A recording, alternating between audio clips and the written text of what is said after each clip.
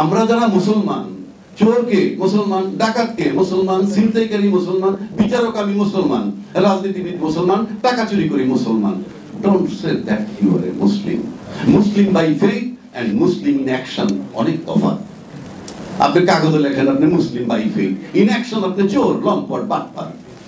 সুতরাং আমি সেটাই বলতেছি যে ইসলাম যে আপনি ধারণ করবেন, it is very tough thing.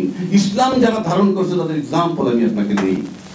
একজন ব্যক্তির নাম বলি, উনি জীবনে আবেদন করেন নাই যে আমাকে কোনো মসজিদের পাশে কবর দিও, কিন্তু ওনার গানে লিখে গেছেন মসজিদেরই পাশে মনে কবর দিও ভাই, যেন গড়ে থেকেও আমি মুয়াজ্জিনের আজান শুনতে পারি।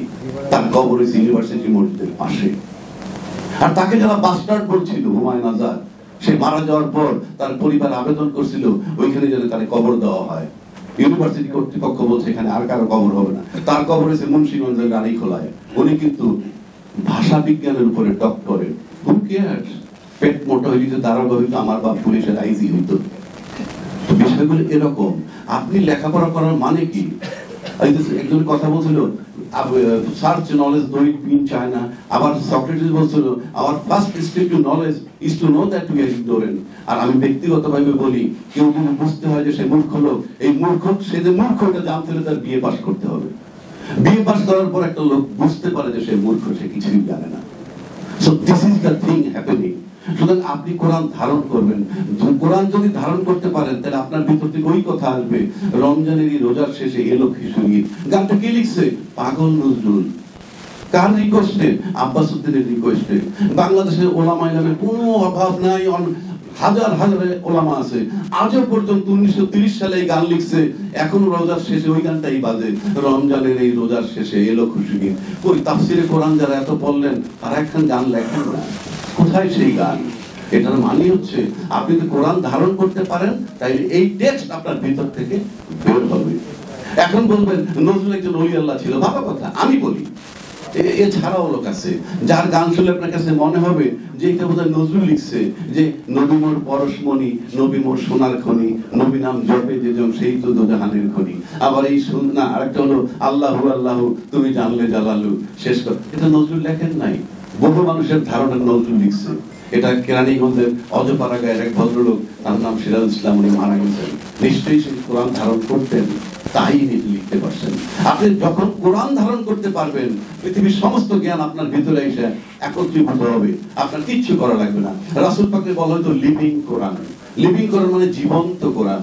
উনি যদি ডানে তাকাইতেন 18,000 মাকলুক ডানে তাকাইতো, ওনার হাত নাড়তেন এইভাবে, 18,000 মাকলুক তাকে ওইভাবে নড়তো। আমার কথায় নড়বে? নো। রাসূল পাকের শাহাদাত আঙ্গুলের ইশারায় চন্দ্র দ্বিখণ্ডিত হয়ে গেছে, আমরা ইতিহাস জানি। আমি যদি 2 লক্ষ বার কুল আল্লাহ সূরা পড়ে এখানে একটা ফু দেই, একটা শিকি হবে? হবে না। তার মানে কি? ধারণ করছেন কিভাবে? রাসূল পাক who received the holy Quran from Allah through Jibril along with the interpretation, ব্যাখ্যা সহ। আর আমরা যারা কোরআন পড়ি, টেবিলের উপরে কোরআন শরীফ রেখে পড়তেছি, ফাওয়াইলুল লিল মুসাল্লিন আল্লাযিনা, ফর এক্সাম্পল। রাসূল পাক যখন কোরআন রিসিভ করতেন তখন কখনো কখনো তার শরীর কাঁপতো, কখনো তার গায়ে ব্যথা হইতো, কখনো তার গায়ে জ্বর আসতো। আমি যখন কোরআন পড়ি তখন কি হয়? কানের পাশ দিয়ে মশা গেছে, থাপড় দিয়ে মশা মারতেছে। So that is the thing. আপনাকে কোরআন ধারণ করতে হবে। আপনি কোরআনের আইনের পুস্তকে লেখেন নো রেজাল্ট। কেন জানেন? Law can put a brake on crime, it cannot change the attitude of man. আপনার অ্যাটিটিউড চেঞ্জ করতে হলে আপনাকে ডিভাইন ব্লেসিংস আর ডিভাইন নলেজ, দুইটার একটা। ডিভাইন নলেজ অর্জন করা খুবই কঠিন, বাট ডিভাইন ব্লেসিংস আপনি পেতে পারেন সেটা ভালো কাজ করার মাধ্যমে। আর আপনি ট্রান্সপারেন্ট হওয়া হলে আপনার পূর্ব শর্ত।